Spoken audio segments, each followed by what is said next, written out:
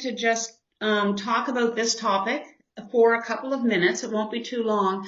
And it's not a topic that we haven't already talked about or touched on a million times already in the program, but sometimes it's really worth revisiting some topics that can really be a challenge for us, you know, and maybe we can get a little different perspective or just a reminder of how to approach these challenges that we might have as nurse coaches. So a couple of weeks ago, Linda, Janessa, and Kim and I met to prepare for this collaborative, and we found ourselves yet again discussing some of the more common challenges or fears, actually, that students experience around the actual process of nurse coaching itself. So what I wanted to do was take a few moments before we dove into today's collaborative to first acknowledge that, you know, these fears are very common. And secondly, to revisit or explore some of those fears or challenges to see if we can reframe them in a way that they actually serve us when we're in this role as a holistic nurse coach. But before I go on, I thought it would be really neat to hear from you guys. So what I'm going to do is talk on the next slide a little bit about our own personal experience, and that from which we've learned from our students along the way. But I thought it would be nice to hear directly from you and where you're at today. So any of you that are inclined to like to share right now, if you don't mind popping into the chat, as you were coming to the collective today and knowing that you're going to be going into breakout rooms and whatnot, what is the fear or the challenge that was most prominent for you today? Like even in just a couple of words, if you can pop that into the chat.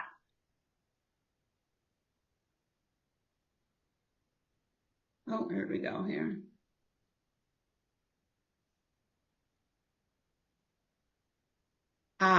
Unsure what to say. I love it. That's a big one. Confidence in knowing what to do and what to say.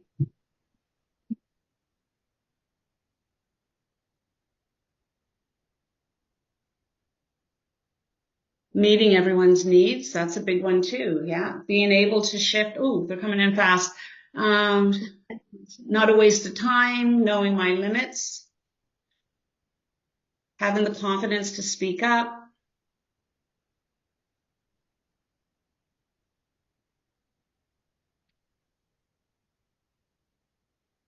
I'll show up in my chat here so I can see better. Unable to determine what to say, ensuring the coaching is valuable for the client, saying the wrong thing and dealing with it.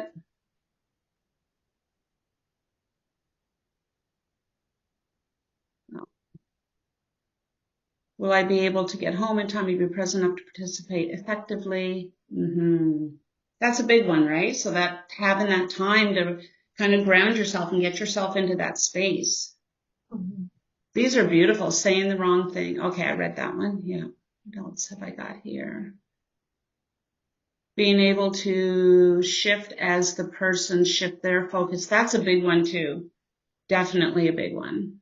So that again, that's that being able to be present and to be with the client where they're at any given time, right?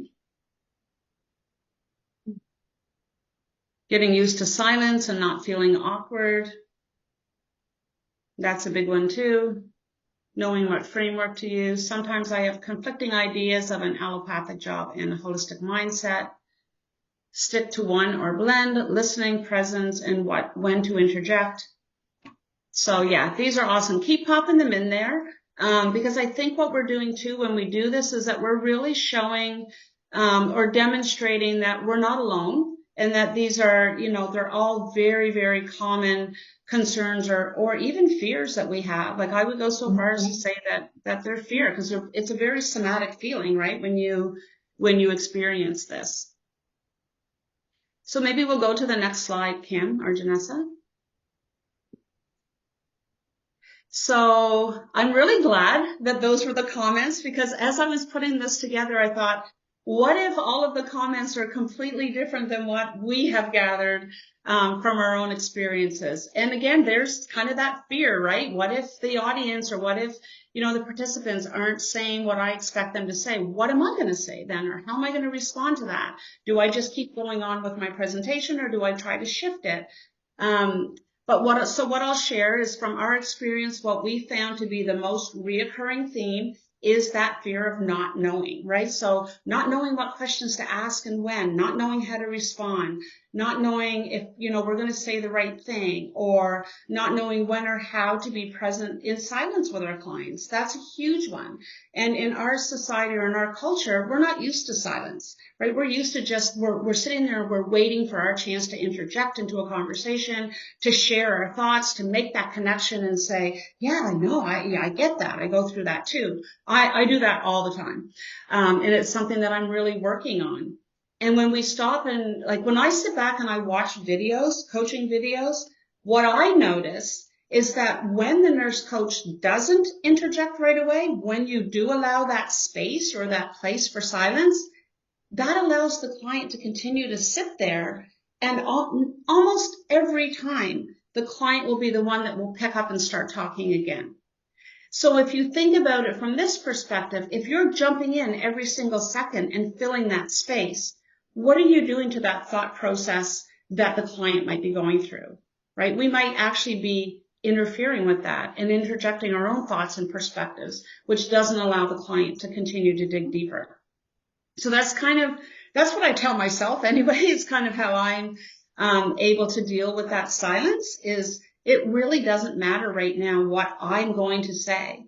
It's the journey that the client is on, and it's about them getting to know themselves better and what it is that they need. And then lastly, I have here how to support clients without imposing our own agendas or creating goals for the client. And that's a huge one for nurses, because that's what we're trained to do. We're trained to assess, and then we're trained to put a plan in place for our clients. So this is a real shift, right?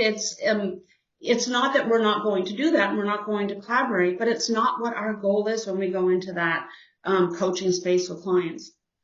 And interestingly, as I was brushing my teeth and getting ready for this class this morning and kind of mulling over the things that I want to say, I had a friend reach out to me in text. And she wanted to know if we could have coffee today or maybe sometime tomorrow, because she's going through something with a couple of her longtime friends that was really hurtful for her, and it's really difficult. And she told me that she thought I would be a wonderful person to get together with and to talk it out with. And after I got over that initial feeling of gratitude that she felt safe reaching out to me, I immediately dropped into that place of uncertainty around expectations, of disappointing her, because what if I can't offer her what she really needs? She's coming to me. She thinks I'm the one to come to. And what if I don't know what to say? What if I just sit there and I'm like, yeah, that sucks. You want to be able to be more for people. So it's a real fear. But what I thought was really neat was that as I was processing these feelings and this kind of anxiety over, I don't know, what am I going to do? Hopefully I'll be able to help her. It made me realize just how life drops things into our lap when we really need them. So it's like, what a perfect time for a friend to reach out and say, I need to sit with you and have you hear my story. So I was really grateful for that. Next slide, please, Kim.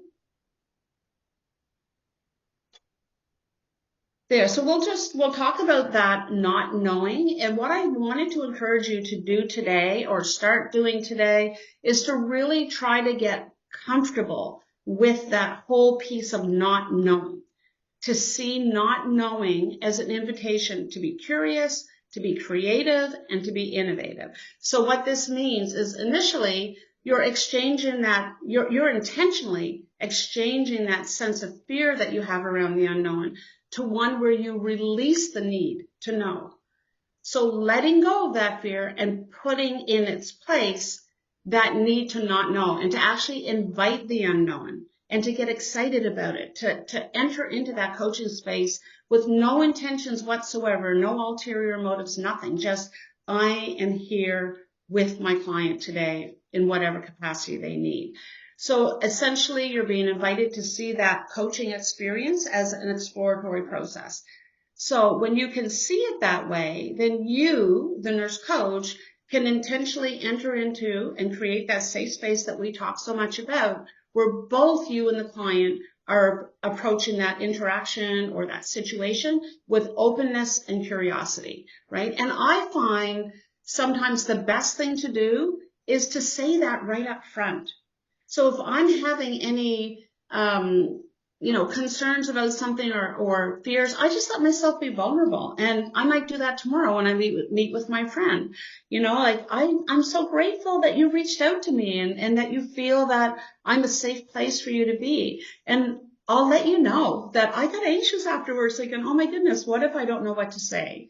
But I want you to know that I'm here, even if it's just to listen. Even if there is nothing that I can say to help the situation be better, I hope that just being here for you is enough to help you process this. So I just put it right out there sometimes. It's like, this is the vulnerable me, and let's see where we go from here.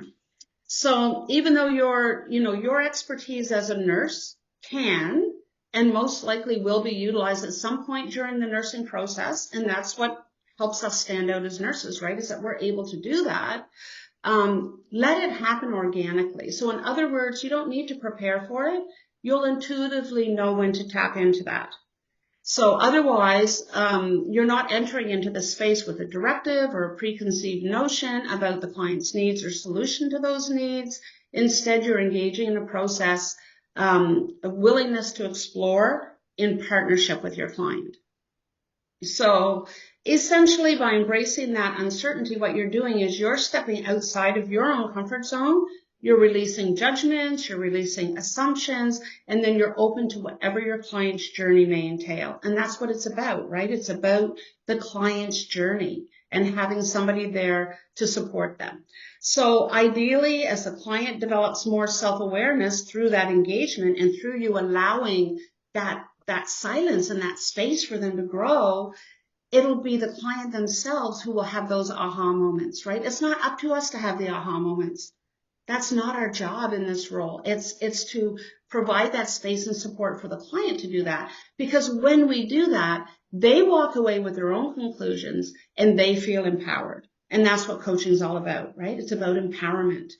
So yeah, that's kind of where I landed on that and what I wanted to share with you today before you head into these your breakout rooms and feeling like, oh, there's going to be other people there. What if I don't know what to say? And, what am I going to look like? I'm going to look like I don't know what I'm doing. I just took this whole program and I don't know what to say, right? Let that go. Let that go. It's about the client and their aha moments. And I just saw, I'm trying not to look at the chat, but I just saw, yeah, that's hard to do, right? Our ego's like, you got this, you know it, you're the one in charge. You're the one that's got to know what to say. But I'm hoping that some of what I've shared with you can allow you to just kind of sit back, take a deep breath and let that, kind of change that perspective of what that's all about. So I have one more slide. I just want to leave this last comment with you. So it's during the exploratory journey that the nurse coach and the client recognize and accept the innate uncertainty of the human experience, fostering a profound understanding of and value for the intricacies of goal attainment and self-discovery. Right? So it's that uncertainty of the human experience. So no matter how much we prepare for a session, that session is going to take the road that it's meant to take. And even the client, sometimes myself, when I go into a session as the person being coached, sometimes I don't even end up talking about what it is I thought I was going to want to talk about. Right? The human experience is so unique and so uncertain. So anyway, thank you for that space. I hope I stayed within my time this time. That was awesome, Sherry. Thank you so much for sharing.